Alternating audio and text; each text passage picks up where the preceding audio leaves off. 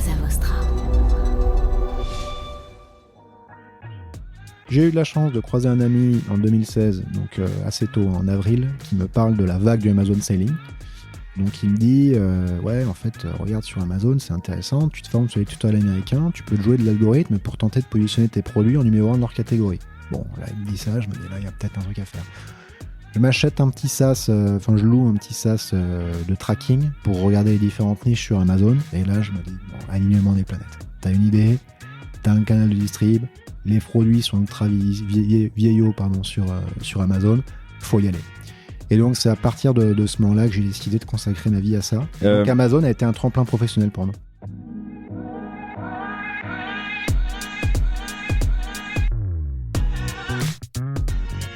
Bonjour, bienvenue dans Le Panier, le premier podcast e-commerce.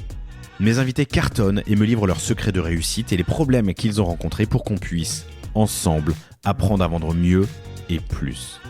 Mon engagement ici est simple, avoir une conversation sans filtre et sans faux semblant, et à ce que vous repartiez inspiré des succès, mais également des échecs, de mes invités avec les bons outils et les bons réflexes. Je suis Laurent Kretz, cofondateur de Cosa Vostra, agence digitale qui fait des sites incroyables et des strates de communication et d'acquisition sur mesure. On travaille pour des grands groupes comme pour des startups, en France comme à l'international, que ce soit pour lancer un site, refondre un e-commerce, développer un SaaS sur mesure, poser une strate de contenu ou repenser un business model. Contactez-moi sur lepanier@cosavostra.com ou LinkedIn et je me ferai un plaisir de vous répondre. Bonne écoute!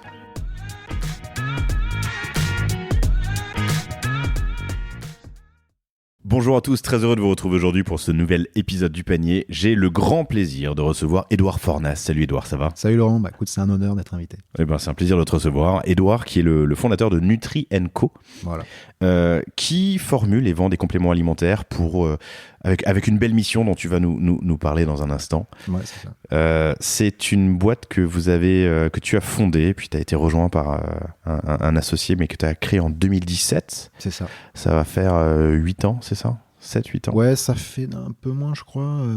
Après, ça démarre un peu avant. L'immatriculation, c'est 2017, mais en fait, tu as bossé dessus pendant 9 mois avant, quoi. Tu vois, c'est toujours comme ça que ça se passe.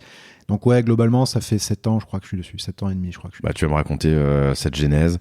Plus de 500 000 flacons par an à date, en croissance constante. Une belle société rentable, 30 employés, 40 refs. Et on va parler de pas mal de choses parce que ça fait... on a listé beaucoup de sujets à aborder. Mais ce qui m'a plu et la raison pour laquelle on se rencontre, entre autres, c'est grâce à Chanty déjà qu'on embrasse et qu'on remercie. Exactement. Chanty Biscuit, que vous connaissez toutes et tous parce qu'elle passe souvent sur le panier ou dans les apéros du panier. Et puis qu'elle passe partout. Chanty qui nous a fait une intro en me disant tu devrais les rencontrer, ces mecs sont des tueurs, ils se sont lancés et ils ont cartonné sur Amazon. Et donc ça fait partie des sujets qu'on va aborder. Pourquoi et comment tu t'es lancé sur Amazon en premier pour ensuite aller vers l'e-shop et puis le retail et construire au fur et à mesure, parce que c'est le cas, une audience propriétaire. Il y a eu 3 phases dans ton développement, du payant, de l'organique et puis aujourd'hui une audience que tu maîtrises. Donc ça c'est l'un des sujets qu'on va aborder. Tu cartonnes sur TikTok, tu es la plus grosse marque dans ton domaine sur TikTok en France. En nutraceutique, c'est le terme générique des compléments alimentaires, ouais, on est les leaders dessus. Et tu vas me raconter comment, pourquoi. On va parler de production, on va parler de pricing, on va parler de CRM parce que c'est important, et puis on ouvrira les chakras à la fin de l'enregistrement sur l'entrepreneuriat. On a eu un grand débat. Je sais même pas si c'est un débat parce qu'on était d'accord. Non, on était d'accord. Ouais, c'est ça. Voilà. Écoute, c'est un plaisir de te recevoir, chères auditrices, chers auditeurs. Accrochez-vous bien, on est parti. C'est quoi Nutri & Co ? C'est quoi ta mission ? Alors, avant de revenir sur la mission, c'est important de revenir sur ce que tu disais. À la base, c'est en dehors des pitchs start-up, Nutri & Co, c'est une entreprise française qui va formuler des compléments alimentaires et qui va les vendre. Avec donc une mission particulière. Premier élément de la mission, c'est légitimer le rôle des compléments alimentaires dans la prévention santé. Et le deuxième élément de la mission, c'est d'apporter ces produits au plus grand nombre, à la fois en termes de prix, mais également en termes d'information, pour aider les gens à s'y retrouver. Donc, tu comprends qu'on a développé une marque qui s'adresse directement au consommateur final, principalement parce qu'avec Jean-Baptiste, que je salue d'ailleurs, parce que donc c'est grâce à Chanty qu'on est là, mais c'est aussi JB qui a fait la passation, on en parlait en off tous les deux, très très bon sur tisser des liens pour le réseau. Donc, si tu veux, on développe une marque direct au consumer. On a créé une vraie brand qui parle, si tu veux, aux aspirations des consommateurs de ce type de produit. Et donc, notre marque repose sur 3 piliers. D'abord, l'efficacité. Ça a l'air normal dit comme ça, mais en fait, tu sais comme moi qu'il y a beaucoup d'opportunisme aujourd'hui dans le monde du business. Et donc, en revenir, si tu veux, à la littérature scientifique, quand tu inities le développement d'une formule, il n'y a pas tout le monde qui le fait.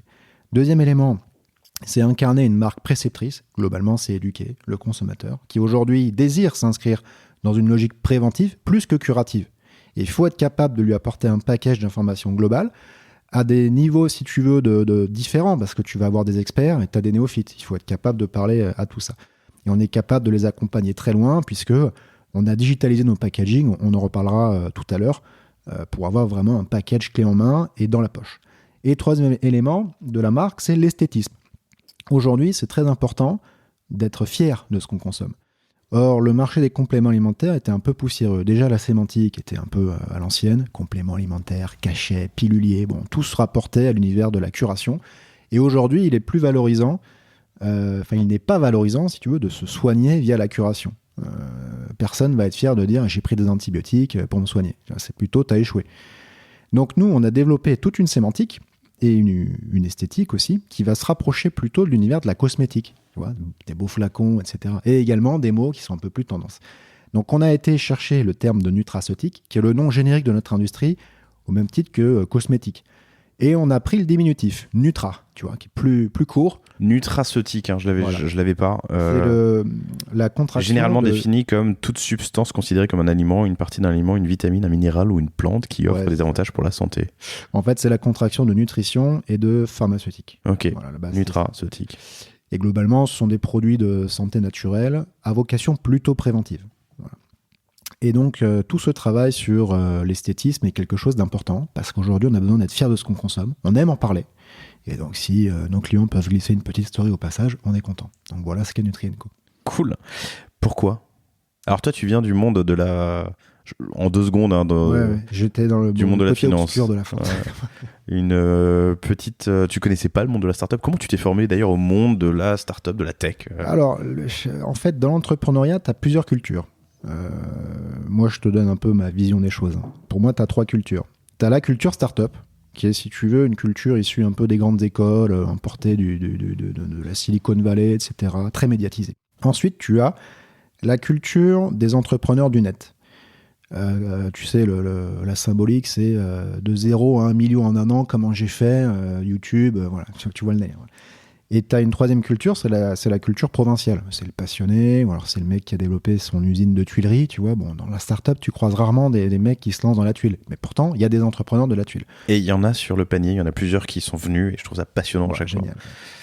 Et donc, si tu veux, tu as un peu ces 3 univers-là. Moi, je suis plutôt issu de l'univers du net, de ces petits entrepreneurs du net, un peu démerdards, tu vois ce que je veux dire. Mais quand j'étais en école de commerce, je ne me suis pas spécialisé dans l'entrepreneuriat. Je viens du monde de la finance. Et j'avais aussi un prisme familial très porté sur l'entrepreneuriat. Mon père est entrepreneur et ma famille donne une survaleur aux entrepreneurs, avec ses avantages et ses inconvénients aussi. Et donc, c'est naturellement que quand je me suis retrouvé donc, financier, pendant 3 ans, j'étais salarié, mais je n'avais pas les repères que ma famille m'avait enseigné un peu à son insu, tu vois, mais quand tu as un père qui n'a jamais été salarié, tu n'as pas les repères du salarié. Donc ça m'a un peu gêné. Et en même temps, j'avais le côté un peu des merdes, Internet, etc. Donc c'est ce qui m'a fait basculer dans l'entrepreneuriat. J'ai été très branché, petite digression, mais crypto-monnaies. En fait, si tu veux, les crypto-monnaies sont arrivées en 2013 avec le premier up du Bitcoin. Et en finance, on parlait pas mal de ça. Et donc, tu avais un peu les pour et les contre. Et moi, je m'y suis intéressé. Et avec l'un de mes frères, Guillaume, que je salue, on a construit ce qu'on appelle des rigs, donc des ordinateurs pour miner le Bitcoin. Donc, on ne le tradait pas, mais on le minait. C'était déjà en soi un petit peu, tu vois, une aventure entrepreneuriale. Et donc, on retrouve ce côté un peu démerde en dehors des sentiers battus. Quelle année ? 2013. T'as commencé à miner en 2013 ? Ouais, on était vraiment très, très précurseurs sur le Bitcoin. Pas beaucoup, parce que si tu veux, c'était artisanal. On a gagné 2 bitcoins chacun. Après, en 2007, quand c'est revenu, là, on a été rechercher sur nos vieux ordis, tu sais, les wallets qu'on avait. On était content d'avoir les trucs. Lui, il a pas mal continué sur les cryptos. Moi, j'ai pris l'ascenseur de l'Ethereum donc en 2017. D'ailleurs, j'ai mis une partie de ce que j'ai gagné dans Nutri. Ok. Donc tu vois, il y a vraiment ce côté des merdes. Il faut se souvenir qu'au début, la crypto-monnaie dans le monde startup, c'était un truc d'hérétique. C'est qu'au bout d'un moment, on a commencé à avoir des grosses fortunes se faire. Les mecs se sont dit, attends, il y a peut-être un truc à faire. Puis bon, il y a de la tech, il y a du dev. Il y a quand même quelques synergies à faire, donc on va s'y intéresser. Et donc il y a eu un peu une fusion entre cet esprit un peu blockchain et startup, mais c'est venu après. Les familles d'entrepreneurs me passionnent. J'en viens pas. Profession libérale de mon côté, mais pas entrepreneur. Je me demande toujours comment sont les dîners de Noël. C'est qui a la plus grosse Non, c'est pas, ça peut, mais qu'est-ce que tu fais dans ton business? Est-ce que tu vois? C'est pas nécessairement qui est la plus grosse. C'est plus. Alors, en fait, il y a deux choses. Il y a ce qui t'est enseigné par l'observation. Un père qui rentre tard, un père qui parle, si tu veux, quand t'es enfant, mais avec les adultes, des problématiques business qu'ils rencontrent. Et c'est pas des problématiques de salariés. C'est il faut recruter telle personne à tel mal. Donc, tu vois, ça c'est les. Si tu veux, ça te dresse un paysage du monde professionnel qui n'est pas celui du salarié. Ça, c'est le premier élément. Et c'est l'enseignement le plus riche, en fait. Et après, tu as les déjeuners de famille, où bon, parfois ça peut être un peu qui est la plus grosse, mais en même temps, c'est très formateur parce que la force de mes parents, c'est qu'ils nous ont enseigné le business un peu à l'américaine. C'est-à-dire, tu n'as pas besoin d'avoir un diplôme ou une spécialité pour te lancer sur un secteur. Si tu veux, moi, quand j'ai dit aux gens que j'allais vendre des compléments alimentaires sur Amazon, les mecs m'ont dit, ça va, tu vas bien tu vois. Mes parents m'ont toujours dit, ouais, à fond. Ils m'ont toujours soutenu. Et ça, c'est fort. Voilà. Je crois que j'ai déjà raconté sur le panier, mais ma première business angel, c'est ma grand-mère. Et quand j'avais 17 ans, je le raconte parce que c'est un joli moment. Elle faisait 1m10, elle a vécu la guerre, elle a fait plein de choses, tu vois, comme toute cette génération de nos grands-parents. Elle a jamais été très riche, elle a jamais eu beaucoup d'argent, mais je lui avais pitché une idée dont elle comprenait rien. On était en 97. Ça s'appelait strasbourgpratique.com et c'était un guide city-ville. C'était très, très à la mode à cette époque. Je lui ai pitché l'idée. J'avais pas le bac, hein, j'ai 17 ans, c'était l'année de mon bac. Je me souviens qu'elle m'a écouté, elle m'a posé des questions. Elle a posé des questions qui me faisaient croire qu'elle comprenait de quoi je parlais. Elle s'est tue, elle s'est levée, elle a marché vers le buffet de son salon. Elle vivait dans pas un HLM, mais des appartements sociaux, quoi. J'ai vu se pencher, tirer un tiroir, faire quelque chose, sortir quelque chose, faire quelque chose, et puis revenir vers moi. Elle avait un petit chèque avec 10 000 francs, 1500 euros, on n'avait pas. C'est beau. Voilà. Que j'ai évidemment un peu planté, j'avais 17 ans, mais ok. C'est une belle histoire. Pourquoi les compléments alimentaires ? Parce que c'était un peu la suite logique de ce que j'étais. Donc on remonte, j'avais 28 ans, 29 ans quand j'ai commencé un peu à originer, c'est le terme à la mode, Nutri&Co. Je faisais beaucoup de sport, je m'intéressais de près à ce que je mangeais. J'ai commencé à comprendre que les diètes occidentales étaient carencées. Et sur mes phases de récupération, j'avais des petites douleurs, tu vois, des trucs comme ça. En fait, j'ai commencé à comprendre que tu avais certains déséquilibres sur les diètes occidentales qui entraînaient ce qu'on appelle des inflammations de bas grade. Et donc, j'ai commencé à m'intéresser à l'inflammation de bas grade. De bas grade, ouais. Comme un grade bas ou ouais, c'est ça, un globalement. Non, okay. Mais globalement, si tu veux, c'est quelque chose de diffus. Mais voilà, c'est des terrains propices aux tendinites, tu vois, des trucs comme ça. Et donc, je me suis intéressé aux compléments alimentaires, comme ça, tu vois, en regardant les études cliniques. Parce que j'étais beaucoup déjà aussi sur les études cliniques qui portaient sur le sport. J'avais une formation scientifique, j'avais été financier, donc les chiffres ne me faisaient pas peur, les graphiques, etc. J'étais capable de rentrer dedans, l'anglais ne me faisait pas peur. Donc c'est comme ça que j'ai commencé à m'intéresser à ce type de produit.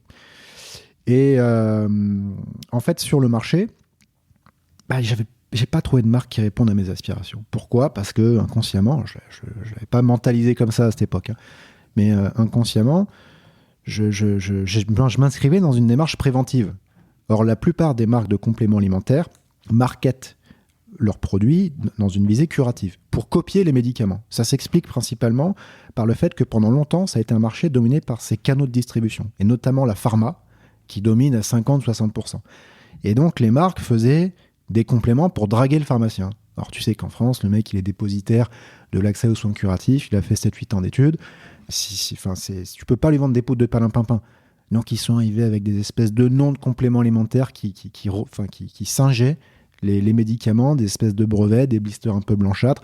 Sauf qu'aujourd'hui, on en parlait tout à l'heure, personne n'est fier de se soigner avec des antibiotiques. Donc si tu as un complément alimentaire, si bien soit-il, mais qui est packagé comme un médicament, tu vas pas le laisser trôner sur la table de ton salon ou ta cuisine et tu vas pas être fier d'en parler à tes potes en disant putain regarde ce que j'ai trouvé, c'est pas mal et je vais mieux. Ouais. Donc c'est comme ça que ça a démarré. Ok.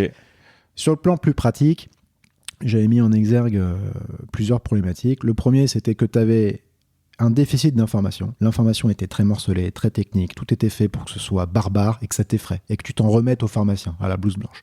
Or, aujourd'hui, le Millennium, il aime bien maîtriser un minimum ce qu'il consomme, ce qu'il achète. Deuxième élément, tu avais zéro transparence.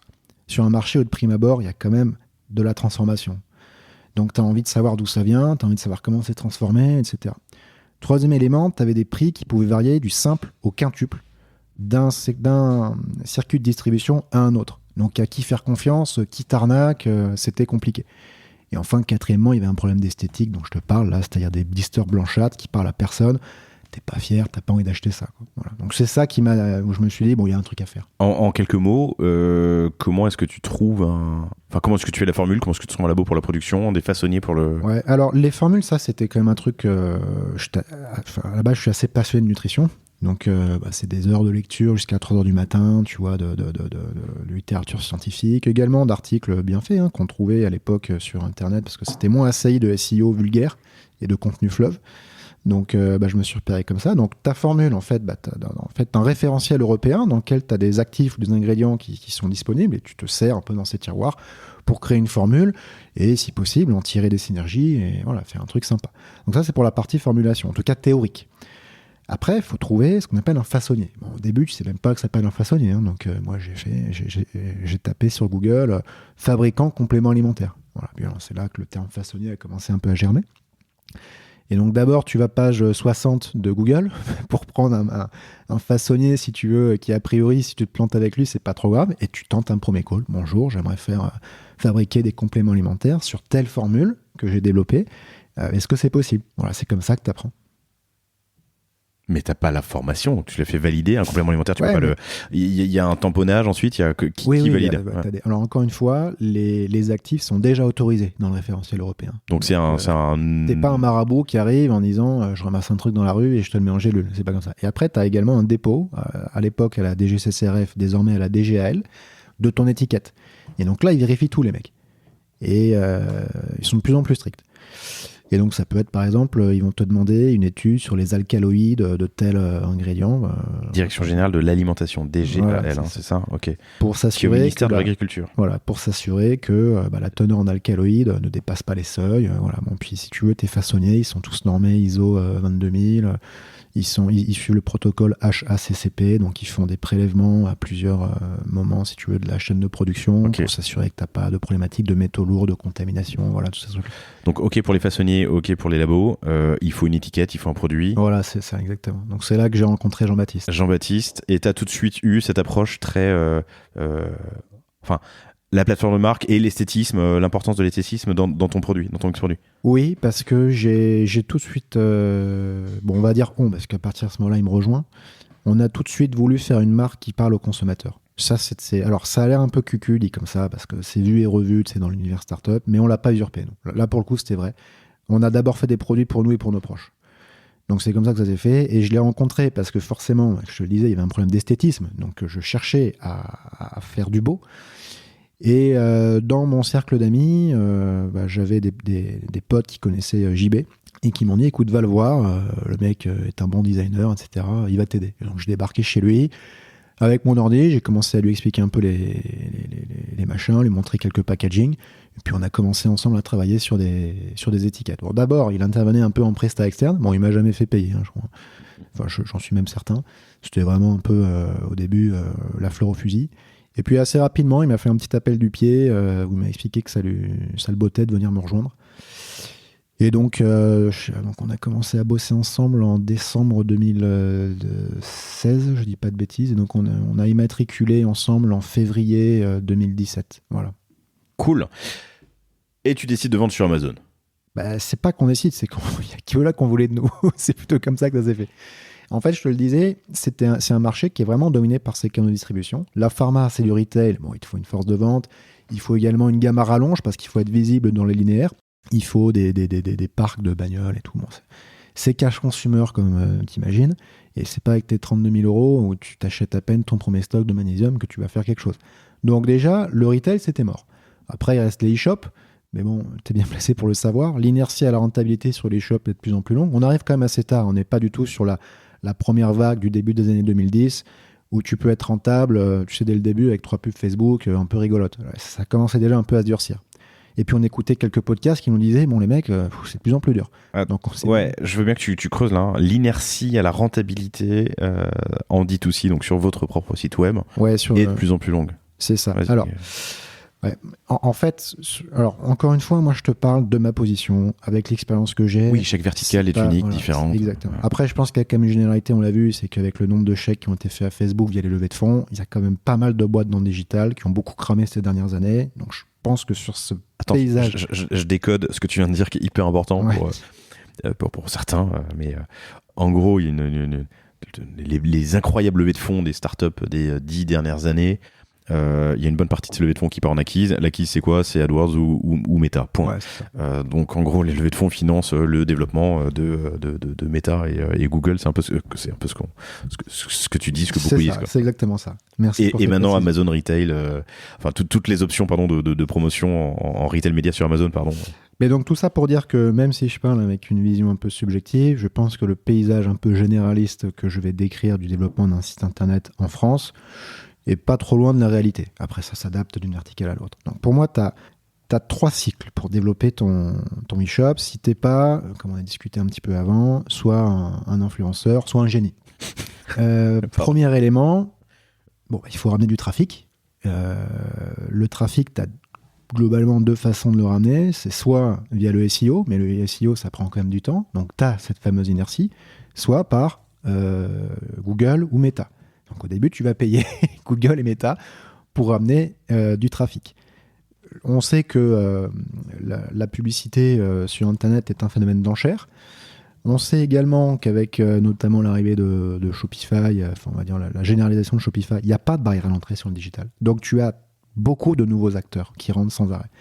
Nous, il y a un secteur qu'on regarde pas mal parce que c'est un secteur un peu comparable au nôtre, c'est la cosmétique, mais c'est un truc d'angoissé.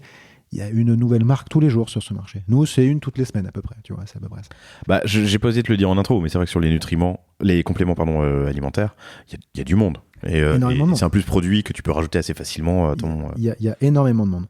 Et donc, phénomène d'enchère, tu as structurellement des coûts d'acquisition clients, des CAC, qui sont croissants dans le temps. Toutes choses égales par ailleurs. Je ne te parle pas du travail de ton branding ou de ton SEO. Donc au début, tu payes et tu as quand même une probabilité assez élevée que tu ne sois pas rentable. En plus, si tu es sur un segment de santé comme le nôtre, c'est un segment, si tu veux, où il y a la notion de confiance à développer est assez forte. Donc il y a un frein à l'achat. En revanche, quand tu gagnes un client, son allégeance à la marque est forte dans le monde de la santé. Tu vois ce que je veux dire ? Il a moins tendance à partir voir ailleurs. Donc ça, c'est ta première vie. Donc a priori, ton site, il ne sera pas rentable. C'est pour ça que tu as plein de mecs en ce moment qui sont en train de bridger, parce que les mecs, ils sont restés sur ce premier échelon. Tu vois. Donc bridger, pour tes auditrices et tes auditeurs, c'est globalement quand tu n'es pas rentable, mais qu'il n'y a plus de sous, parce que la BCE a rehaussé un peu les taux, et donc le fonds d'investissement, il est un peu frileux, et il dit, je vais te faire un bridge, je te fais une obligation convertible ou un prêt, mais je ne remets pas en capital, parce que je suis un peu incertain sur l'avenir de ta boîte. Deuxième étage. Donc là, l'enjeu, c'est de parvenir à ramener du trafic moins cher. Et là, c'est le SEO. Plus tu entreprends ton SEO tôt, meilleur c'est.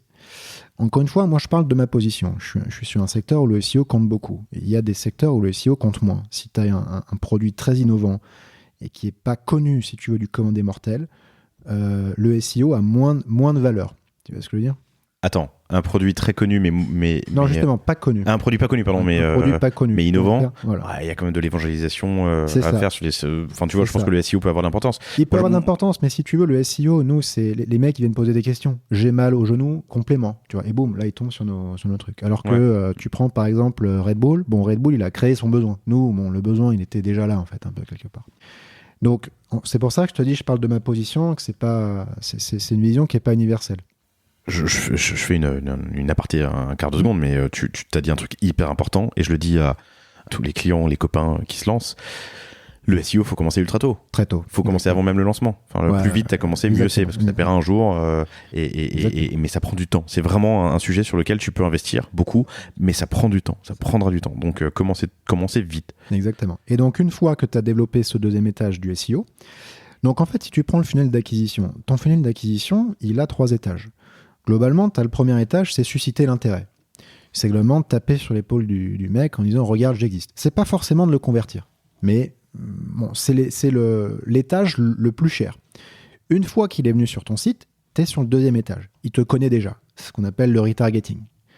Et après, tu as la réactivation. C'est le dernier étage, quand le mec est déjà client. Là, normalement, le contrat de confiance, pour emprunter le truc à Darty, a été passé, surtout sur le segment santé. Et donc là, les coûts d'acquisition sont les plus faibles. L'enjeu, c'est de parvenir à diminuer l'ADS, donc le payant, sur le premier étage. Et tu fais ça avec le SEO. En tout cas, nous, c'est comme ça qu'on a fait. Et le CAC s'est effondré. Je ne te donnerai pas le CAC parce qu'on est sur un marché très concurrentiel, mais on a perdu, en l'espace d'un an, 20 € sur le CAC. Pour te donner un ordre d'idée. Le CAC unique. Le CAC, on a perdu 20 €. Le CAC, dessus. Acquérir un nouveau client te coûte 20 € de moins qu'il y a un an. 20 € de moins qu'il y a un an, exactement. Un an et demi. Ouais, un an et demi. Bon, ensuite, dans le climat ce serait intéressant de savoir quel est le. Mais bon, ok, j'entends ton. Après, le panier moyen, on en a parlé, je peux te le donner. On est un peu supérieur à 70 €. Donc 20 €. Tu te dis que quand tu gagnes 20 €, c'est beaucoup. Mais attends, je reviens. Pas uniquement grâce au SEO, mais principalement. Parce que je disais tout à l'heure, toutes choses égales par ailleurs, le SEO est une brique importante. Après, il y a ta notoriété de marque. Si le concept de branding a un intérêt dans ton business model. Quand tu es en B2B, ça a un peu moins de valeur que quand tu es en direct to consumer. Donc on a aussi beaucoup travaillé la notoriété, l'influence, etc. On a mis du temps à trouver des modèles d'influence, des business models avec les influenceurs qui fonctionnent. Là, on en a trouvé, qui nous ont d'ailleurs permis d'écraser le CAC là aussi dernièrement. Donc voilà, ça c'est ton deuxième étage. Et le dernier étage, enfin la troisième phase, pardon, donc là je sors du funnel d'acquisition que je décrivais. Je me remets sur les 3 phases du développement de ton site internet. La dernière étape, c'est donc tu fais venir des gens sur ton site.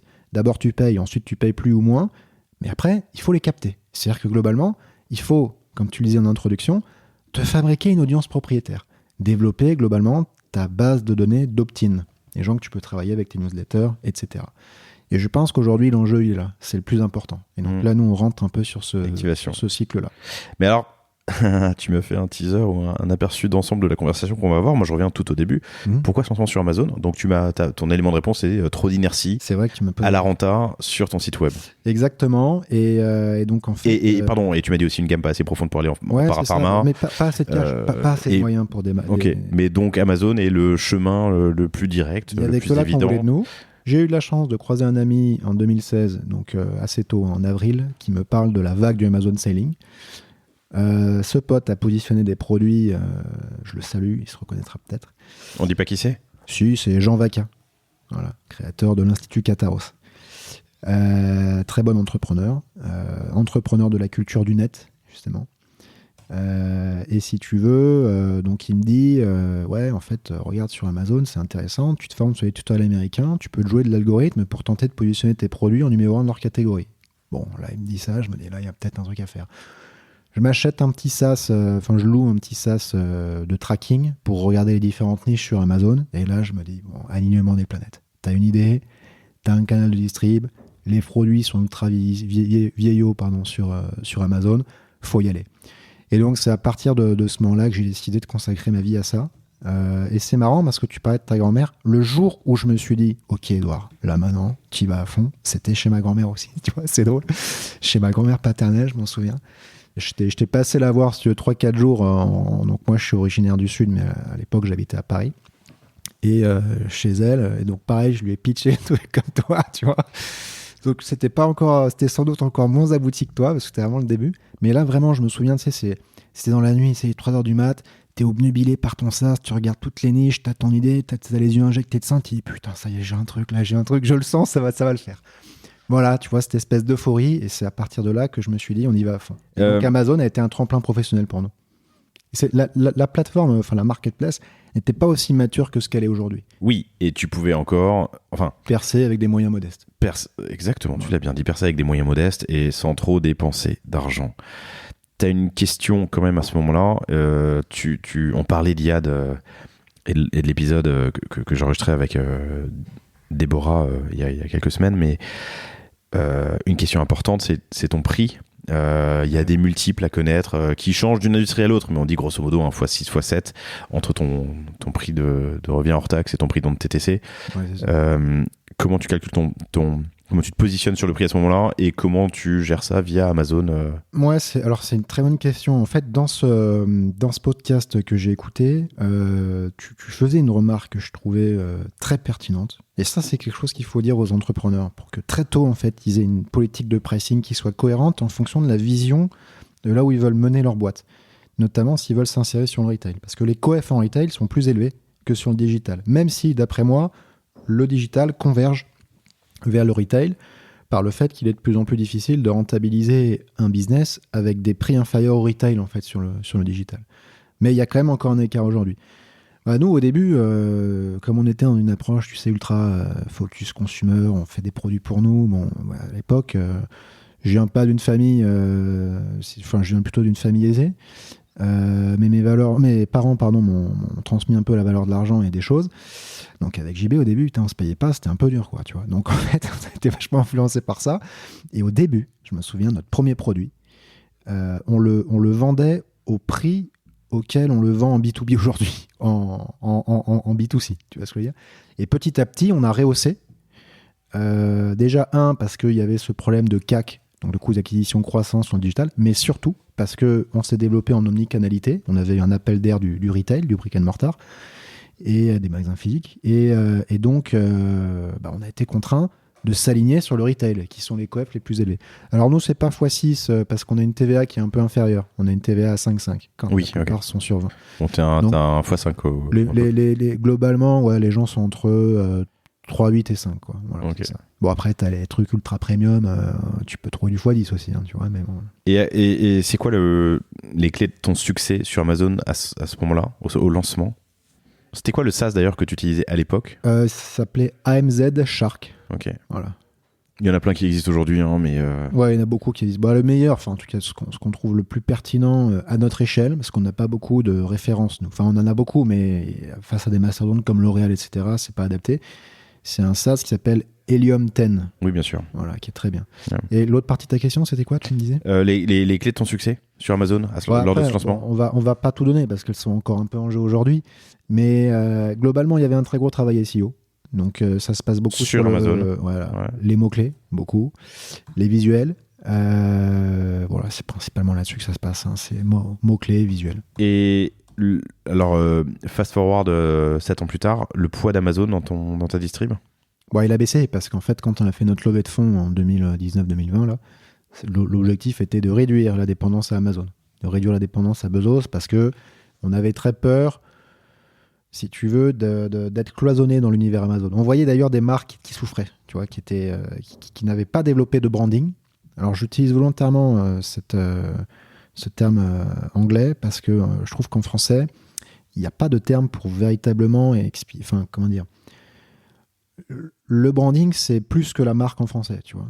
Eux, ils ont le private label. Private label, c'est des marques un peu type MDD. Et après, tu as le branding. Le branding, c'est ce qui va dépasser le produit. C'est ce qui donne une utilité sociale ou sociétale au produit, quoi. Tu vois ce que je veux dire? Et nous, on était là-dedans. Et ça nous a sauvés. Vraiment, ça nous a sauvés. Parce que en fait, les gens qui achetaient nos produits, ils n'achetaient pas du Magnesium, ils achetaient du Nutri & Co. Et en fait, ils nous ont très vite demandé d'acheter sur notre propre site pour qu'on puisse se développer plus rapidement, etc. Voilà comment les choses se sont faites. Et donc aujourd'hui, la proportion, c'est un tiers. Un tiers Amazon. Ouais, sachant que se sont rajoutés depuis, je prends un peu d'avance, mais le e-com et 300 points de vente, le retail, quoi. Ouais, c'est ça. Et c'est quoi la proportion des trois? Le retail reste encore modeste. Mais bon, c'est quand même à 2 chiffres. Et le reste, c'est la pro du navire, c'est lui. Je reste un peu sur le branding parce que c'est un sujet qui me passionne. Je devrais faire une série spéciale d'ailleurs. C'est quoi une marque, tu vois? Ou c'est quoi le branding? Tu mets très en avant, donc je reconnais l'univers esthétique, Les couleurs un peu, pas flashy, mais engagées, marquées. Ouais. En revanche, ce que tu mets en avant, c'est à chaque fois le type de produit ou le type de complément, enfin créatine, le complexe cheveux, le multi. Ouais. Nutri&Co est assez discret.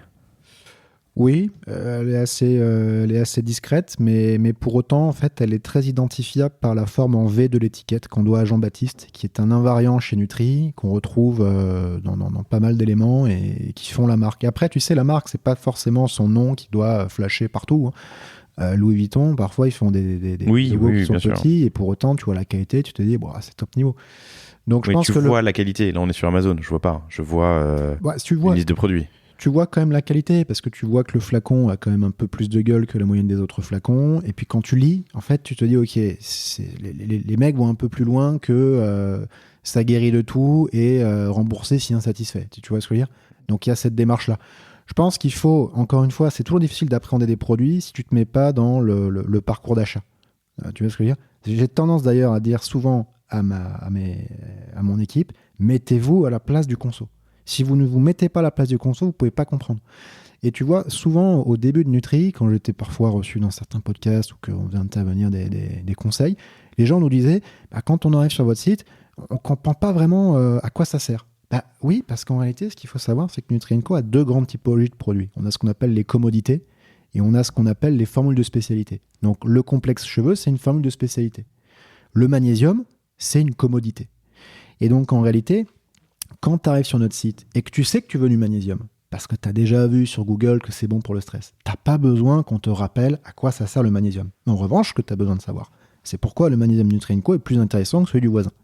Tu vois ce que je veux dire? Donc, encore une fois, c'est vachement important de se mettre toujours dans ce parcours client et de redémarrer un peu au début. Autrement, on peut passer à côté de certaines choses. Voilà. Question, pardon. C'est quoi un UFC? C'est unité pharmacolonie, donc c'est globalement le nombre de bactéries que tu vas avoir dans une formule probiotique. Je vois. Fait en mode méga simple. Je fais un truc avec 60 milliards d'UFC par jour. Je me dis, mon Dieu. Tu vas être envahi, là. Tu vas être colonisé, tu vois. Ok. Cool. Est-ce que... quel delta entre Amazon 2017 quand tu te lances et Amazon aujourd'hui qui contribue à 30% de ton CA en termes d'efforts, en termes d'équipe, en termes d'investissement média? Globalement, alors on a une petite équipe qui s'occupe d'Amazon. Moi, je suis toujours un peu dessus, mais bon, on va dire. Vous êtes une trentaine, hein, tu m'as dit aujourd'hui. Ouais, c'est ça. Mais avec une certaine distance, on a fait un très bon recrutement là. Je salue Martin, s'il écoute le podcast. On donne pas son nom de famille, mais on va le trouver. Hein. C'est Martin. Les gars, va pas te le faire piquer. Ouais, non, j'espère qu'il restera avec nous. Martin Peter. Ouais. Donc un très bon recrutement. Donc lui, si tu veux, il gère toute la partie un peu opérationnelle, stratégique. Bon là, on cherche aussi à recruter un alternant pour venir le seconder.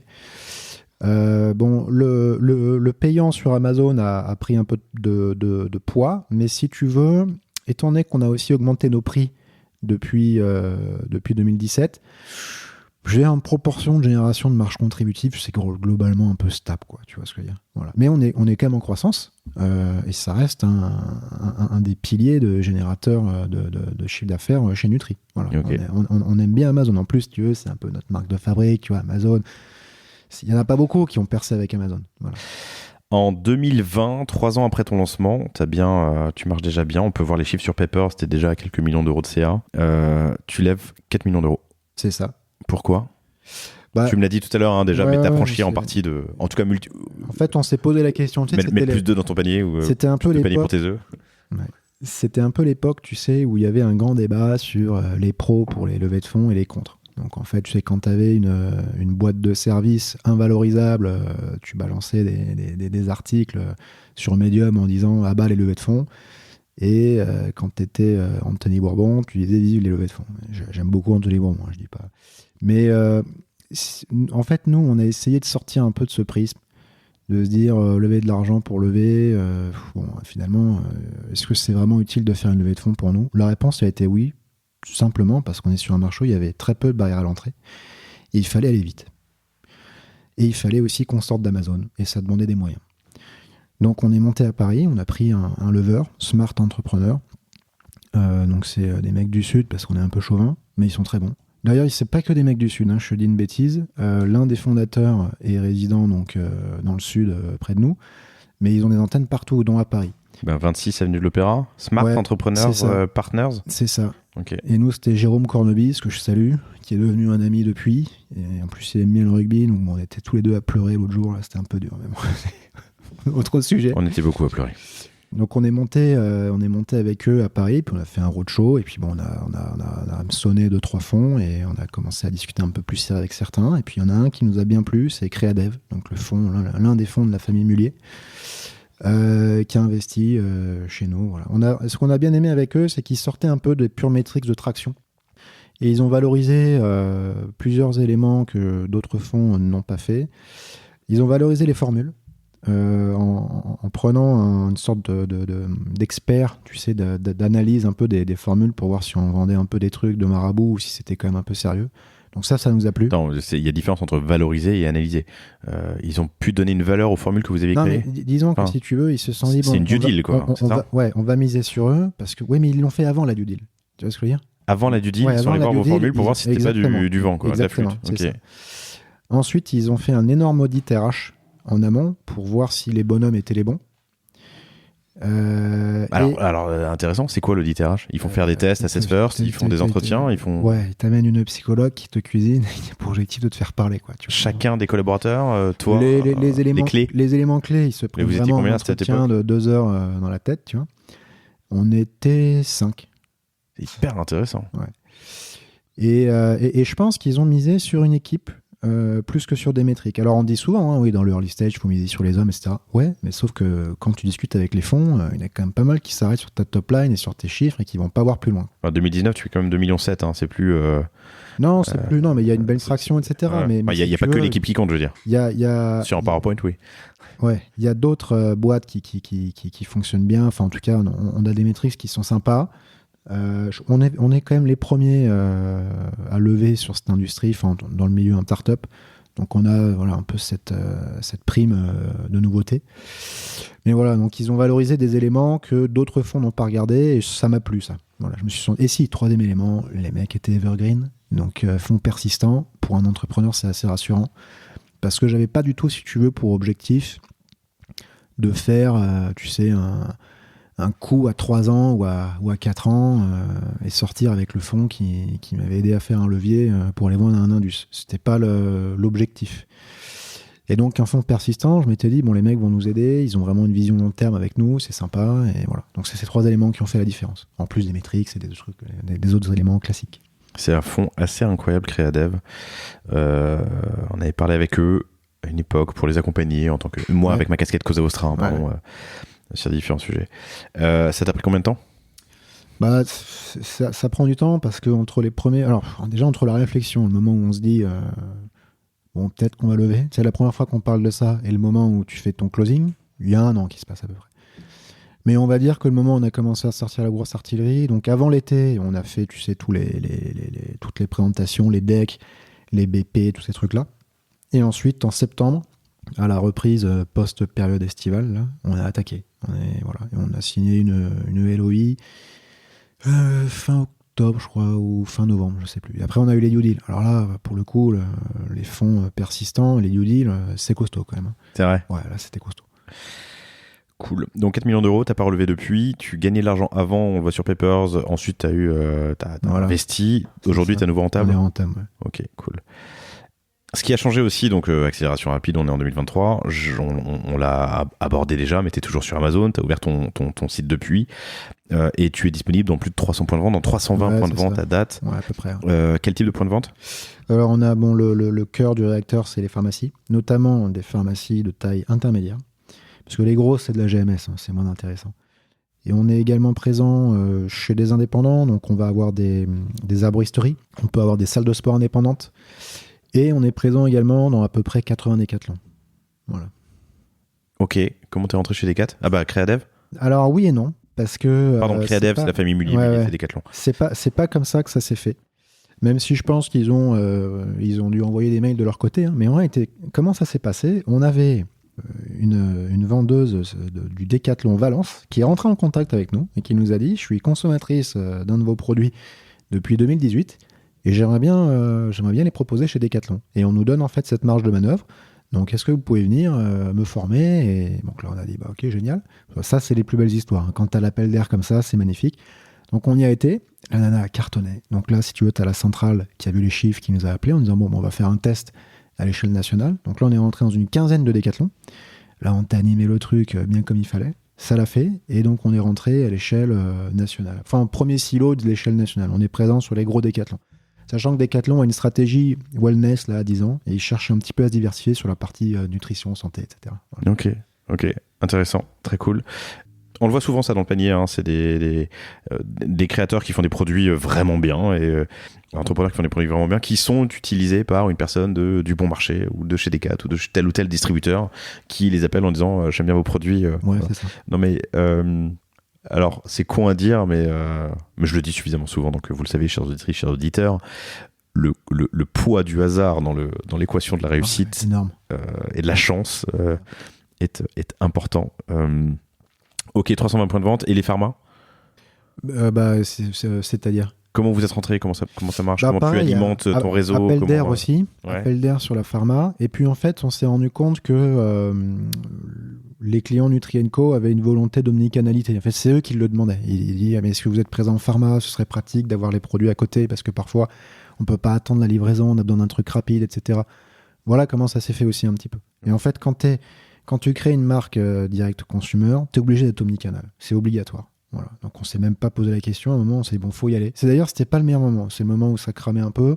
C'était le moment, tu sais, où on sortait du Covid. On avait eu une très grosse croissance due aux produits immunité. On était en train de se prendre le retour. Ça grinçait un peu les dents. Et c'est à ce moment-là où j'ai dit, bon, les gars, on va aller en pharma. Ils disent, putain, on porte déjà pas mal de trucs en ce moment. Est-ce que tu es sûr de toi? Je dis, oui, on va monter les prix. Voilà, ils se sont tous mis à pleurer. Mais là, aujourd'hui, ça se passe bien. Un tiers Amazon. À 2 chiffres sur le retail.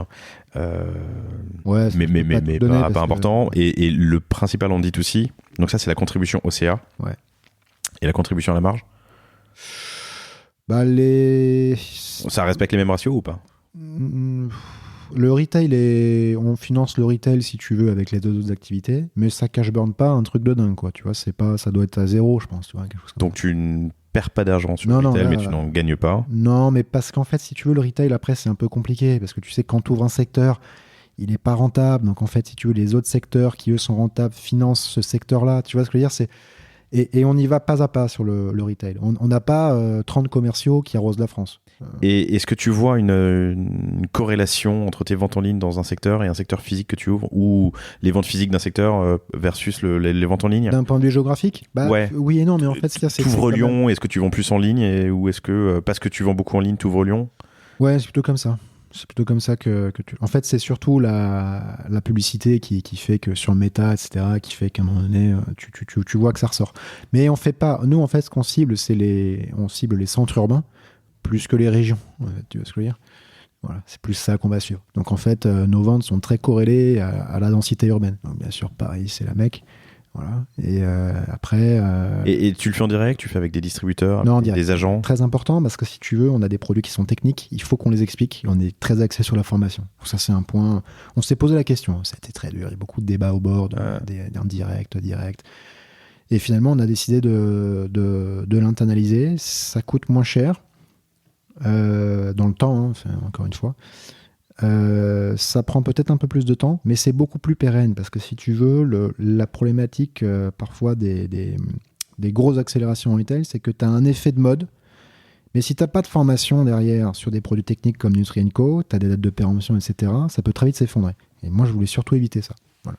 Tu as un effet de mode, ça peut arriver, effectivement. Tu as un effet trompeur aussi sur tes commandes, parce que la première commande, c'est toujours un effet stockage, enfin création de stock ou création de merch, avec du réappro ensuite qui est inférieur, donc il faut faire attention à ça aussi.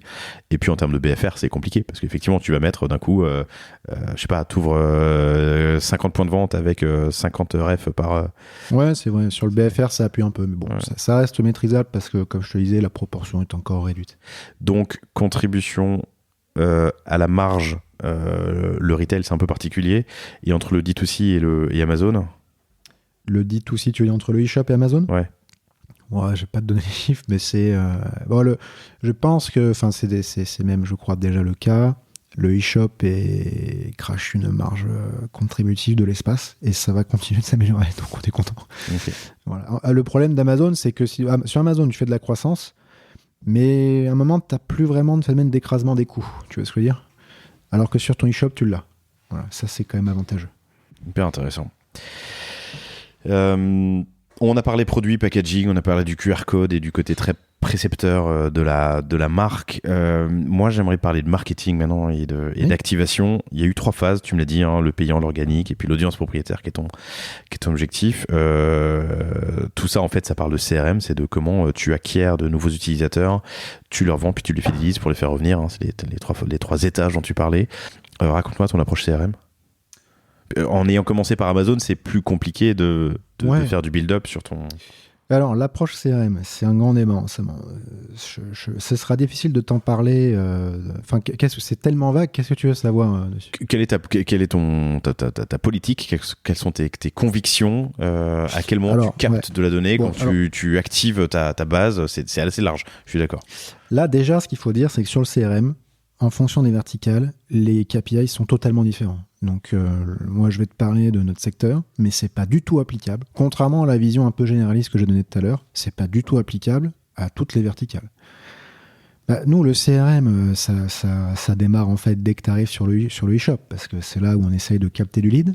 Donc, c'est les trucs classiques, un petit pop-up, tu peux avoir ta spiruline gratuite si tu nous lâches ton adresse mail. Quand tu achètes sur le site Nutri & Co, on te propose également d'en recevoir du contenu qui t'est spécifique. Donc ça va nous permettre, toutes ces approches-là, de remplir notre base d'opt-in. C'est-à-dire, là, on n'est pas sur les clients, on est sur les gens qui nous autorisent à les travailler avec des newsletters et du contenu qui soit dédié. Pour le moment, on avait une base de données qui était, d'après moi, pas assez grande pour, on va dire, la stratifier. Mais là, on commence, en 2024, on va commencer à le faire. On parle de combien de personnes ? Je suis encore une fois j'ose pas te le dire parce que c'est... Alors, je suis un peu confus. J'aurais peut-être dû me concerter avec Créadev pour savoir ce que je peux dire. Non, mais il n'y a pas de problème. Et pas dire. Mais je sais qu'une fois, j'avais fait un... Tu juges qu'en tout cas, il y a une taille suffisante pour commencer à travailler ta base. C'est ça. Mais si tu veux, la problématique qu'on a, c'est qu'on a une base qui est extrêmement qualifiée. C'est-à-dire que vraiment, tu envoies une newsletter, je ne vais pas dire que tout le monde l'ouvre, mais ça s'ouvre bien, ça clique bien, ça réagit bien.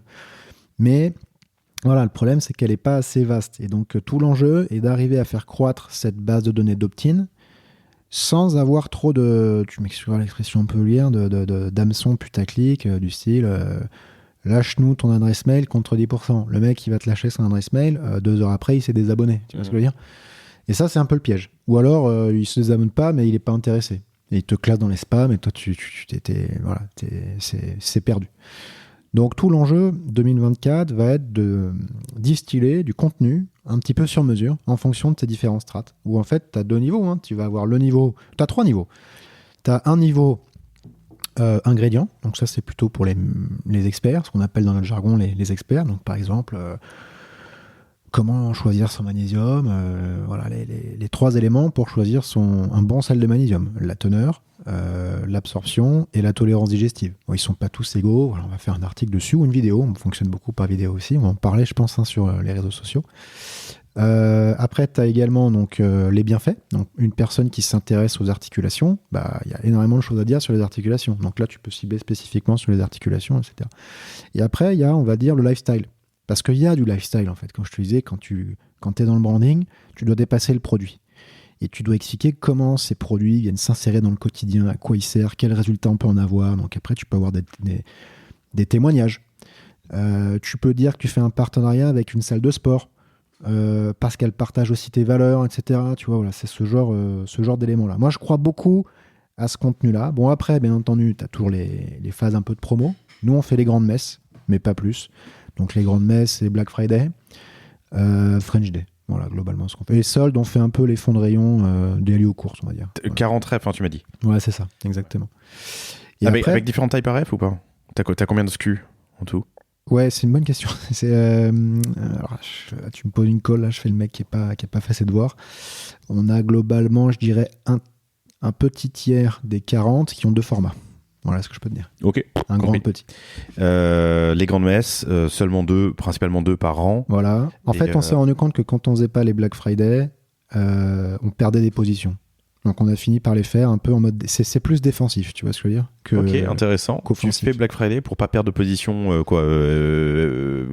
SEO, algo, ouais, à sur droite, Amazon, tu te fais débrouiller si tu le fais pas. Et sur les shops, c'est moins le cas. Attends, c'est hyper intéressant ça. Tu perds sur Amazon des places si tu. Ouais, puis sur eShop, oui, tu te fais noyer dans le reste et donc le reste remonte. C'est mécanique ça. En fait. Ok. Parce qu'en fait, ce qui se passe, c'est que bon, sur Internet, tu sais, ça fonctionne quand même beaucoup à la promo parce que le problème, c'est que t'as pas l'instantanéité du retail qui rassure. C'est un élément de garantie exceptionnel. Et donc, ça fonctionne pas mal à la promo pour enclencher l'impulsion d'achat. Et donc, si pendant le Black Friday, tu fais pas de promo, elles sont pas forcément énormes, hein, mais si tu fais pas de promo, bah, ton voisin, il le fera et il est toujours le client. Donc, juste pour en revenir sur le CRM, donc tu as cette base de données d'opt-in. Il faut travailler aussi tes opt-out. Hein, donc, tous ceux qui, au bout de 3 ans, n'ont pas interagi avec tes news, etc., ils sont censés sortir de ta base. Donc, comment les rattraper? Donc, on développe aussi, si tu veux, des schémas pour essayer d'aller les rattraper. Et après, il y a les acheteurs. Ce qu'il faut savoir, c'est que tes clients ne sont pas nécessairement dans ta base d'opt-in. C'est-à-dire qu'ils achètent, ils t'aiment bien, mais ils ne te donnent pas forcément le droit de leur envoyer du contenu. Mais pour autant, légalement, tu as quand même le droit de les travailler un petit peu. Donc nous, par exemple, quand on a une fin de flacon, on calcule les fins de flacon en fonction des posologies. Bah boum, on renvoie un petit mail. Voilà, est-ce que tu as aimé ta cure? Si oui, tu peux peut-être crosser avec tel autre produit parce que ça crée une synergie sur la partie articulation, c'est intéressant. On fait ça. On fait, tu sais... Quel outil? On utilise Dialogue Insight aujourd'hui. Ok, en CRM plus envoi de mail. Enfin, gestion de tes... Ouais, envoi de mail. Comment tu m'as dit? Dialogue Insight. Mais bon, on est en réflexion là, soit pour lui ajouter des add-ons, soit pour passer à une autre solution. Et tu passerais à quoi? Qui est dans la balance? Alors, il y en a plusieurs. Pour le moment, c'est pas vraiment arrêté. Donc, Et d'ailleurs, il n'est pas impossible qu'on reste sur Dialogue Insight, mais qu'on mette des blocs en plus. Donc, je pourrais pas te dire. D'ailleurs, l'autre jour, là, quand j'écoutais le podcast de Yad, tu avais une solution de CRM externalisée qui m'avait l'air pas mal et ça m'a donné envie de faire un call avec eux. Donc, je pense qu'on va le faire. Voilà. Je me souviens plus comment il s'appelle. Je te le dirai hors micro après. Ouais. Comme ça, vous, chers auditrices, chers auditeurs, vous irez écouter l'épisode de Yad. Exactement. Attends, on t'a dit un truc intéressant. Un acheteur récurrent non opt-in, il est donc pas dans ta base générale, mais tu vas quand même le travailler en peu. Donc tu le mets où? Il y a tu le mets une audience spéciale où Dialogue Insight te permet, en fonction des achats, de... Ouais, mais en fait, si tu veux, tu as des circuits... Parce qu'il doit rentrer dans un scénario. Le mec, il a acheté Posologie 60 jours, c'est le 50e, exactement. Tu veux... Ouais, mais donc, au niveau des scénarios, tu peux le travailler un peu comme ça. Exactement. Okay. Mais donc, tu as des scénarios par produit. Exactement, c'est ça. Sur tes 40 refs, il y a des scénarios. Ok, exactement. Compris. Il y en a un par ref, quoi, globalement. Ouais. Enfin, il y en a un par SKU, même. C'est comme ça qu'il faut le dire. Oui, bien sûr. De grand et petit format. Il y a un tiers de tes refs qui sont en 2 formats. Si c'est un 30 ou un 60 GLU, ce sera pas pareil. Exactement. Et ça, légalement, tu peux les travailler. Ouais, légalement, on peut les travailler là-dessus. Ok. Chers auditrices, chers auditeurs, à bon entendeur. Ok, hyper intéressant. On a parlé du SEO, l'organique. Tu m'as dit aujourd'hui c'est hyper important et ton CAC a baissé de 20 € par an en partie. On ment pas dessus. Hein. Je sais que j'habite dans le sud, mais on ment pas dessus. Raconte-moi ton travail sur le SEO que tu as commencé très tôt. Alors, on le doit à une personne de notre équipe que je vais citer. C'est Rémi Tremella, qui est notre responsable SEO. Donc bon, bien entendu, tous ceux qui veulent venir nous les recruter, merci de nous laisser en paix. Mais je dis ça, l'équipe est bien embarquée et les éléments clés, bien sûr, on les a associés au capital. Et si je cite leur nom, c'est parce que je suis assez serein quant à leur capacité à faire encore une partie de chemin avec nous. Un collaborateur qui quitte un manager avant de quitter une boîte. Hein. S'ils sont heureux, s'ils sont bien, il n'y a pas de raison qu'ils partent. Ouais, voilà, c'est ce qu'on se dit. Non, mais on met un point d'honneur à essayer d'avoir une équipe qui est bien embarquée et avec une bonne ambiance. On a traversé d'ailleurs une période en 2021 où à un moment donné, il y a eu une petite scission sur une partie de l'équipe. Ça m'angoissait beaucoup et on a essayé de restaurer les choses. Et là, aujourd'hui, ça se passe vraiment super bien. On est très contents. Bon, ça ne veut pas dire qu'on n'aura pas de tempête à traverser, hein, mais en tout cas, en ce moment... puis bon, là, c'est un peu la consécration. Cette année, c'est la plus belle année de Nutri. On le doit à l'équipe, parce qu'aujourd'hui, autant si tu veux, en 2017, quand on a démarré avec JB, on était deux, donc les succès, c'était les nôtres. Là, aujourd'hui, c'est plus les nôtres. On participe, mais c'est l'équipe qui est derrière. Donc, je te salue, Rémi. Et SEO. Et je salue aussi Créadev, qui m'avait mis en contact avec un entrepreneur qui avait globalement traversé une épopée digitale assez similaire à la nôtre et qui nous avait mis sur la voie du SEO, en tout cas massif. Parce que le SEO a toujours été une priorité chez Nutri, mais je pense qu'on n'avait pas bien évalué le volume de SEO qu'il fallait envoyer, les budgets, etc. quoi. Voilà. Alors après, que te dire dessus ? Bon, déjà, il y a une bataille de contenu, il y a une bataille des liens, il y a une bataille de l'arborescence de ton site. Voilà, c'est tous ces éléments-là. C'est un travail d'équipe, je pense que Rémi pourrait le confirmer, dans le sens où, comment on fait ? Il va dresser une arbo avec des contenus et on se réunit.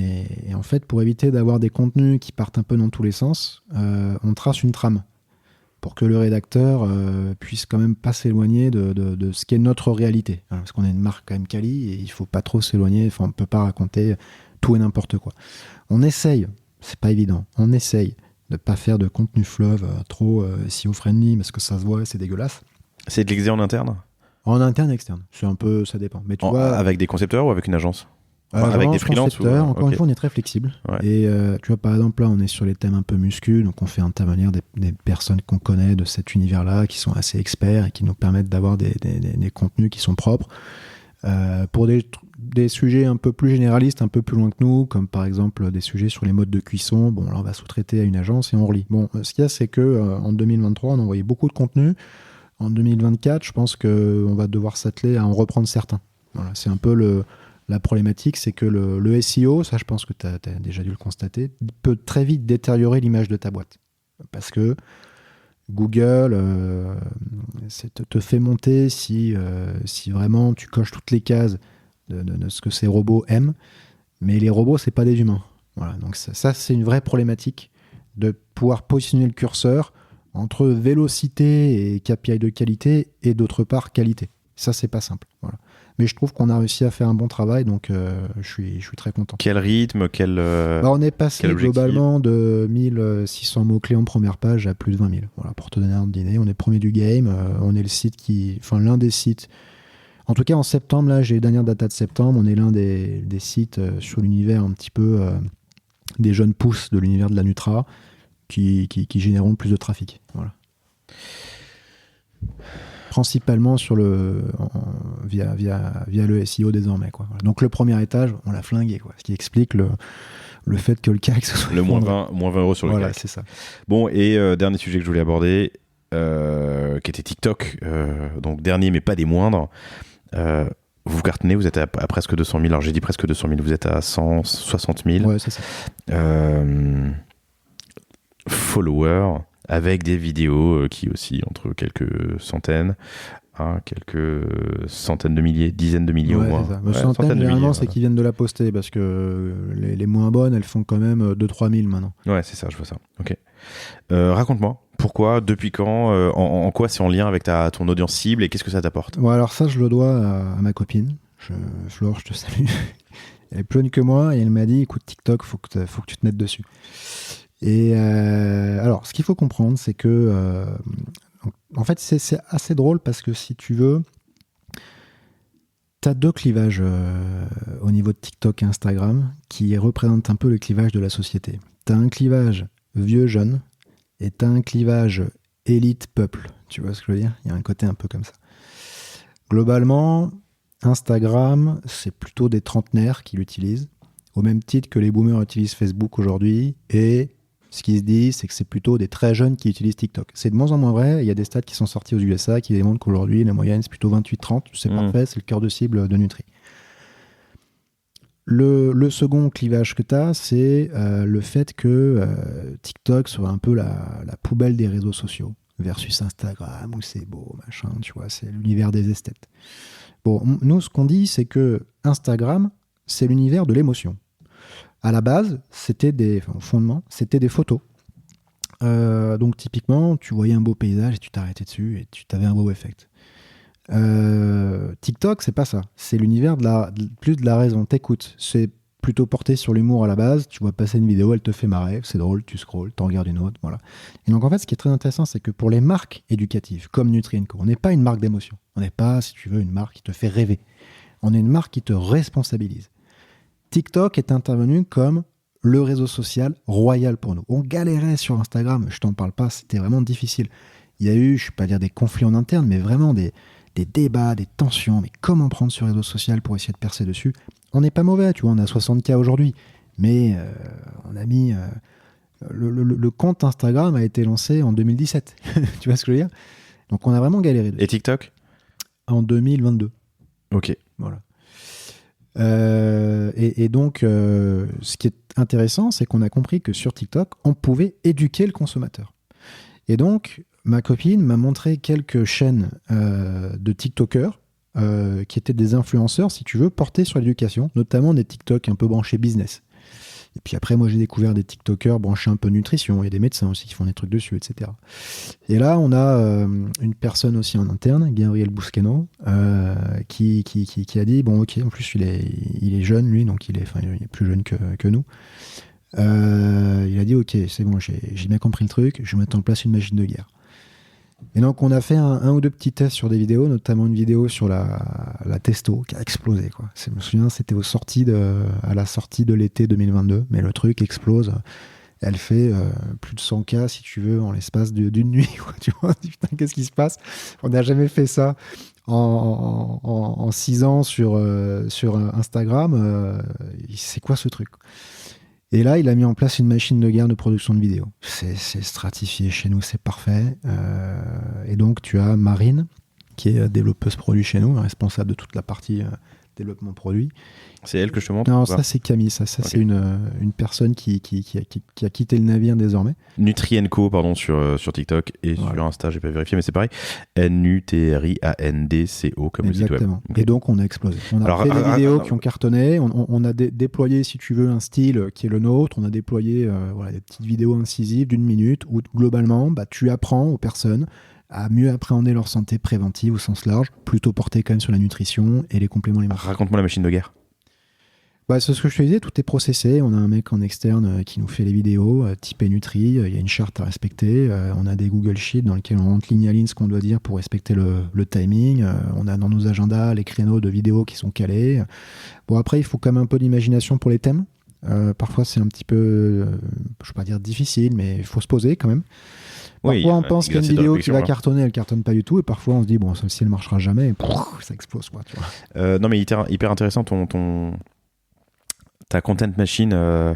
Donc, des créneaux, un studio, un prestat en externe. Ça, c'est, les thèmes, c'est en interne, j'imagine. Ouais, quelle place de l'IA dans tout ça, d'ailleurs ? Et pour le SEO, je ne te l'ai pas demandé, mais... Ouais, alors pour le moment, on y réfléchit, mais bon, l'IA, moi, je sais plus si on en parlait pendant le podcast ou en off avant. Mais tu sais, moi, je me suis pas mal intéressé à l'univers des crypto-monnaies, donc blockchain et compagnie. Donc, tu sais, tu as tous les mecs qui ont sauté au plafond quand c'est arrivé en 2013. On disait en 2020, il n'y aura plus de monnaie fiat, les gars, le monde va changer. Bon, c'est pas le cas. Donc, je dis pas que l'IA va pas apporter des changements de paradigme importants. De là à dire qu'elle va remplacer l'humain, etc., bon, je me méfie un peu. Non, aider l'humain. Ouais, voilà, c'est ça. Mais là, je te rejoins. Je te rejoins à 200%. Tu sais ce que disent... Enfin... Je sais plus qui, parce que maintenant tout le monde le dit, mais tu seras pas remplacé par une IA, mais par quelqu'un qui utilise mieux l'IA que toi. Oui, c'est ça. On est d'accord. Et donc sur les thèmes et sur la création des contenus. Alors, il y a plein de trucs. On a là 2024, on va utiliser l'IA. 2023, on l'a pas fait. Pourquoi ? Parce que avant de commencer, en fait, chez nous, l'enjeu c'est de délivrer des machines de guerre. C'est-à-dire qu'en fait, on met en place un truc qui fonctionne. Dès que ça fonctionne, boum, t'appuies, tu canardes et t'envoies à fond. Tu vois, quand ça fonctionne bien. C'est vraiment la politique de la maison. Donc là, on a testé plusieurs outils. En plus, ce qui est génial, c'est que c'est gratos. Enfin, en tout cas, pour les tests, c'est gratos. Donc, on a fait plein de tests, notamment un truc qui est fou, que tu as dû voir. Je me souviens plus le nom du LLM. Là. C'est JB, justement, qui a géré ça. Où on a fait on a retranscrit une vidéo de Marine en italien, où tu as l'intonation, le mouvement des lèvres. Hey Jen. Parfait, quoi, tu vois. Ouais, c'est ça. Hey Jen. Exactement. H-E-I... Pardon, H-E-Y-G-E-N. C'est celui-ci. Donc ça, c'est quand même impressionnant. Et donc là, tu te dis, bon, là, on peut faire des choses qui sont grandes. Donc là, on est en train de basculer nos étiquettes en multilingue. Et bon, voilà, je pense que tu as compris l'offensive de malade qu'on va envoyer sur en 2024. l'international, ouais. Voilà, C'est quoi la part de l'international aujourd'hui? Pour le moment, elle est faible. On a une petite ligne en Italie, parce que déjà, je suis un quart italien, et puis parce que c'est un marché qui a des similitudes en matière de santé avec le marché français. Je reviens à ta Content Machine. Non, vas-y. Ouais, juste pour terminer sur l'IA, c'est un sujet important et j'aimerais qu'on soit quand même pris au sérieux dessus. Il y a 2 éléments sur lesquels...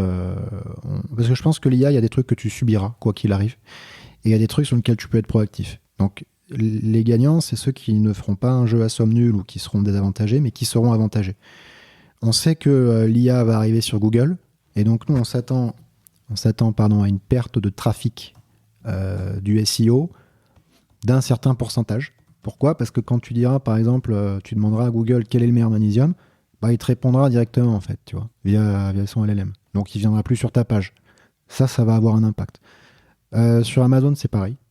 Il va y avoir également de l'IA qui va rentrer. Alors, Amazon, je ne sais pas si ça va avoir une déperdition de trafic sur les listings.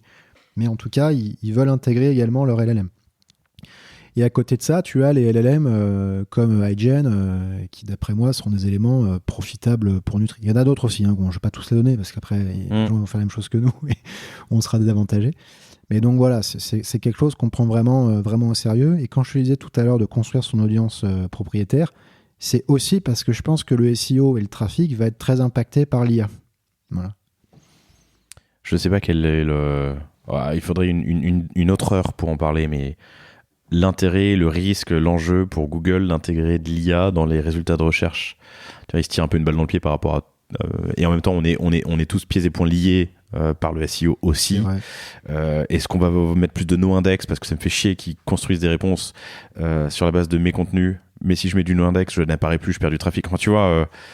ouais, alors pour le moment, malheureusement, on n'est que sur des suppositions. Il faudrait demander à ChatGPT d'ailleurs. Ouais. Quel est l'intérêt de Google ou non d'intégrer l'IA dans ses résultats de recherche? Tu sais qu'il y a des réponses à laquelle il y a des questions auxquelles il n'a pas le droit de répondre. Mais non, je pense que pour le moment c'est encore un peu tôt. Je pense qu'il y a des bêtas qui vont sortir en 2024. Il faudra regarder. Il y en a pas mal aussi qui disent que de toute façon dans les réponses que donnera le LLM de Google, il y aura des liens. Bon, est-ce que c'est vrai, est-ce que c'est pas vrai? Il faudra voir. Mais pour le moment c'est un peu wait and see, quoi. Voilà. Content Machine, TikTok. Ouais. Je rembobine un tout petit peu. Donc vous avez des sujets. Vous mettez dans des Google Sheets les trucs à aborder pendant le tournage. Vous planifiez des sessions de tournage, des vidéos de 1 minute. J'imagine qu'au début tu te reprenais à 10 fois pour faire ta vidéo. Maintenant tu les enchaînes. Ouais. Premier coup. Bon, ça va assez vite. Hein. Franchement, ça va assez ensuite, vite. post-prod. Faut être à l'aise, c'est surtout ça, quoi. Oui, mais tu l'es pas. Enfin, moi je sais que les premières fois que j'ai fait des vidéos TikTok, j'ai dû en faire 50 avant de choisir la bonne. Maintenant, mais même pour les host reads, donc c'est la pub, chers auditrices, chers auditeurs, que vous entendez au début de l'épisode, je l'improvise en direct du premier coup. Bref, ça, c'est comme tout, ça s'apprend. Ouais, ça s'apprend. Tu l'as fait, il faut faire 10 000 fois un truc. Donc, vous sortez. Vos sessions, elles sont quoi? Hebdo, bimensuelles? On est en posting, on doit être en moyenne. Sur TikTok, je pense qu'on est au moins à 2 vidéos par semaine. En posting? Mais du coup, tes sessions d'enregistrement, tu vas enregistrer les 20 vidéos qui vont durer 2 mois. Enfin, tu vois ce que je veux dire. Si tu veux, moi, je les embête, je décale tout le temps. Là, j'ai pas le temps, machin. Remets-moi le truc ici. Tu vois. Mais oui, généralement, on fait entre 3 et 5 vidéos par session. Donc, 3 et 5 vidéos par session, donc ça va te tenir 2-3 semaines. C'est ça. Après, tu l'auras remarqué, je prends un peu de recul sur TikTok. Il y a de plus en plus Marine qui prend de place. Et puis, je pense qu'il n'est pas impossible également. Il y a Benjamin qui est intervenu aussi quelques fois. Benjamin Dariouche. Il n'est pas impossible qu'il intervienne de façon plus récurrente. Je veux éviter de trop incarner la marque Nutri & Co parce que je pense que c'est très piégeux. Je pense que tu sais, tu as des entrepreneurs qui entrepreneurs, eux. Tu vois, mais dis le nom dans ces cas-là.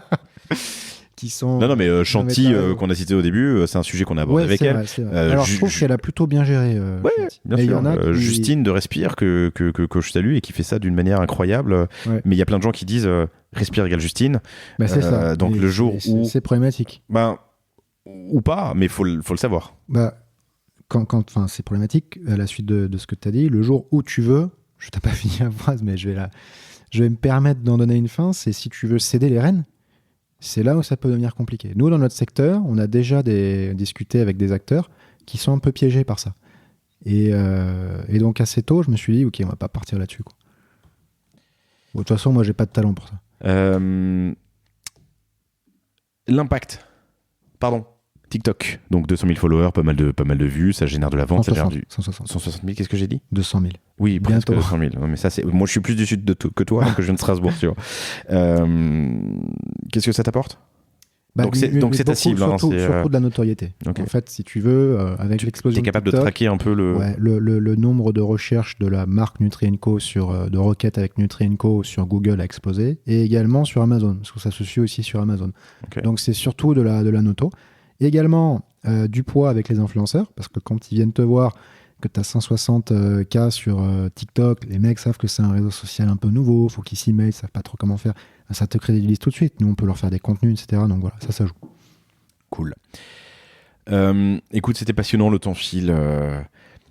Tu es sur PrestaShop depuis, pas depuis le début. Hein. Non. T'étais sur quoi avant ?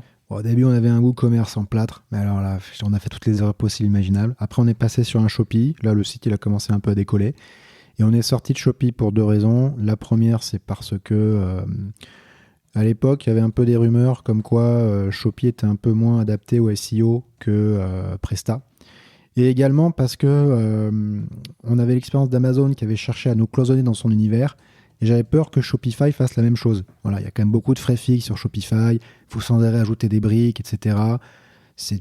T'as pas autant de flexibilité dans le code qu'avec Presta. Donc voilà, c'est ce qui nous a amené à passer sur Presta.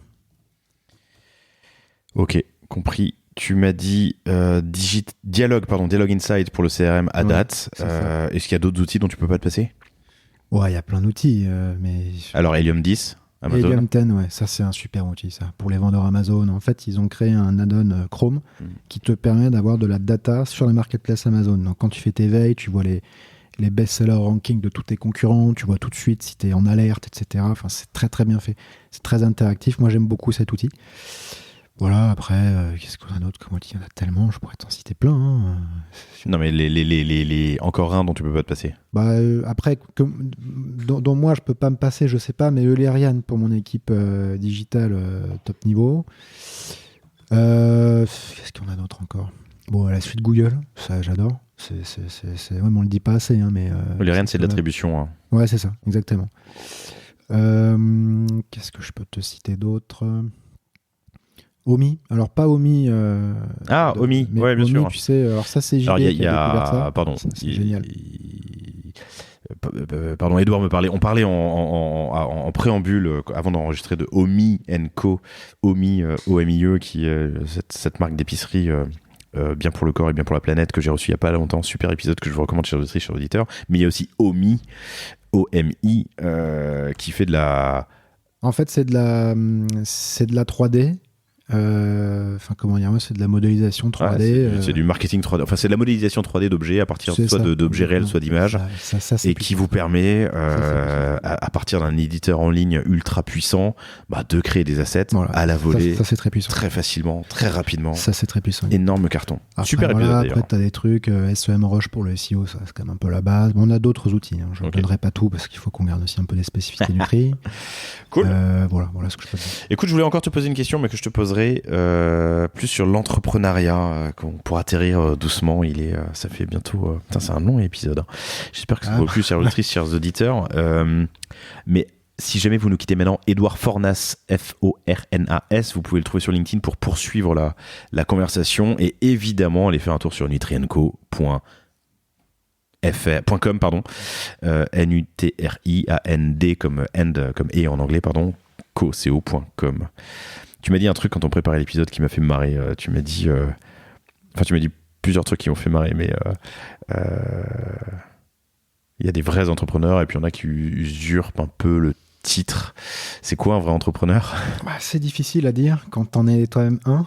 Est-ce que ce serait pas... alors moi, je vais te donner ma vision, mais bon, entre, si tu veux, l'épicier du coin et le mec qui a fondé une licorne, ils sont tous entrepreneurs. Mais qui est plus entrepreneur qu'un autre. Donc bon, Je sais pas Est-ce qu'il faut souffrir pour être un vrai entrepreneur ? En gros... Moi, je pense que de toute façon, il y a une notion de l'effort. Donc, il y en a qui considèrent que l'effort, c'est la souffrance, d'autres la rédemption. Moi, je fais plutôt partie de cette équipe. J'aime bien l'effort. JB pourra le confirmer. Elle m'a toujours dit toi, t'aimes le sacrifice, machin. Il y a eu de longs débats, si tu veux, là-dessus. Mais c'est pas ce qui fait l'entrepreneur. Je pense que si tu me poses la question, c'est parce que derrière, il y a un courant qui se développe anti-entrepreneur en France. Je sais pas si tu as vu, là, il y a un débat qui est passé sur le crayon média. Je sais pas si tu suis ce truc-là. Assez intéressant, avec je sais plus si c'est une psychiatre ou un truc comme ça, qui dénonce en fait, qui attaque les entrepreneurs sur le fait qu'ils ne méritent pas leur argent. Je pense que si l'attaque est un peu brutale, la question est légitime. Pourquoi ? Parce que l'entrepreneur est extrêmement valorisé dans notre société aujourd'hui. C'est un petit peu une sorte de nouvelle chevalerie moderne, hein, tu vois ce que je veux dire ? Tu vois, en école de commerce, globalement, on va synthétiser le truc. Dans les années 50, tout le monde voulait devenir général d'armée. Aujourd'hui, tout le monde veut devenir entrepreneur. C'est Musk, le mythe c'est Musk, tu vois ce que je veux dire ? Et entre-temps, tout le monde voulait bosser chez IBM ou chez McKinsey, quoi. C'est ça. Ou Ernst & Young. Mais en fait, je pense que il faut tout simplement se poser la question de qu'est-ce qui fait l'utilité sociale d'un entrepreneur ? Est-ce qu'on répond à ça ? Moi, j'ai pour principe de dire qu'un entrepreneur, il doit créer de la valeur, de la vraie valeur. Et c'est sur toute la durée de vie de son entreprise, tu vois ce que je veux dire ? Au moins jusqu'à ce qu'il en lâche les rênes. Donc, il serait légitime de se poser comme question si finalement les entrepreneurs issus, tu sais, des courants un peu extrémistes de la Startup Nation, qui font plein de levées de fonds, qui vendent quand la boîte n'est pas rentable et finalement la boîte s'éteint 3-4 ans après parce que l'industriel qui a récupéré ça n'a pas été capable de transformer l'essai, méritent leur argent. Je rejoins cette personne-là, même si quand j'ai vu ce débat sur le crayon, j'étais un peu surpris. Je pense qu'on pourrait poser un débat. Mais après, pour moi, le bon entrepreneur, c'est celui déjà qui il doit créer quelque chose, il doit faire du chiffre d'affaires et il doit être rentable. Voilà, c'est ce que je dirais. Ça, pour moi, c'est l'entrepreneur. Il y a des petits entrepreneurs qui ne recruteront jamais, et tu as des entrepreneurs qui recruteront des centaines de milliers de personnes. J'ai eu la chance de rencontrer donc via Créadev Michel Leclerc, donc fondateur de Decathlon. Lui, quand tu l'as face à toi, il a créé des dizaines de milliers d'emplois. Il a créé une boîte fantastique, ultra rentable. L'une des marques préférées des Français, si ce n'est la marque préférée des Français, je crois. Donc là, tu as quand même la définition d'un sacré entrepreneur. Voilà. Tu m'as dit un autre truc que j'ai... Oui, la phrase là, c'est le jeu de celui qui fait le moins d'erreurs. Ouais, c'est quoi l'entrepreneuriat ? Tu m'as dit c'est le jeu de celui qui fait le moins d'erreurs. Il n'y a pas de recette parfaite. Non, il n'y a pas de recette. Mais on a un crédit d'erreurs qu'on peut faire au lancement, en développement, en recrutement, en BFR. C'est ce que j'ai bien aimé dans le podcast avec Yad. C'est qu'il y avait un peu ce côté... j'ai galéré une première fois, je m'y reprends, mais cette fois-ci, il faut réussir. Et j'aime bien cet état d'esprit, parce que je trouve que c'est un bon état d'esprit. Et il y a aussi, je pense que ce qui fait... Il y a un trait qui marque les bons entrepreneurs, c'est la capacité de remise en question. Je pense que si tu ne sais pas te remettre en question, tu vois pas les erreurs que tu fais, en fait. Et donc, tu continues de les commettre. Et là, ça peut être fatal. Voilà. On vous laisse là-dessus, chers auditrices, chers auditeurs. Ça me fait vraiment plaisir d'enregistrer avec toi, Edouard. On a une connaissance commune mais lointaine. Pour moi, ça fait longtemps, et toi, c'est une cousine un peu éloignée, mais c'est marrant ton nom. Tu me dis il s'agit de Céline que je salue. Ouais, on te salue, Céline. Voilà, c'était passionnant. Nutriandco.com. On vous retrouvez Edouard sur LinkedIn, Edouard Fornas, Fornas. Allez faire un tour sur le site pour comprendre de quoi on vient de parler. Merci infiniment. Merci à toi pour ton invitation. Merci à toi, Chanty, pour la mise en relation. Et je vous dis à toutes et à tous, à bientôt. Liaison dangereuse. À toutes et à tous. Non, c'était juste. Je vous dis à toutes et à tous. À bientôt. Salut. Merci d'avoir écouté cet épisode du panier jusqu'au bout, j'espère qu'il vous a plu. Si c'est le cas, abonnez-vous pour ne rater aucun épisode, parlez-en autour de vous et surtout laissez-moi une note et un commentaire 5 étoiles sur Apple Podcast. N'hésitez pas non plus à le partager à chacun de vos amis dans le business, chaque nouvel auditeur est une victoire. Si vous avez besoin de lancer ou refondre votre site internet, de créer un Shopify ou un WooCommerce, de performer avec une stratégie de contenu efficace, n'hésitez pas à me contacter à l'adresse lepanier@cosavostra.com. On se fera un plaisir de vous répondre. Et enfin, et surtout, inscrivez-vous à la newsletter du panier sur lepanier.io. À bientôt pour un prochain épisode.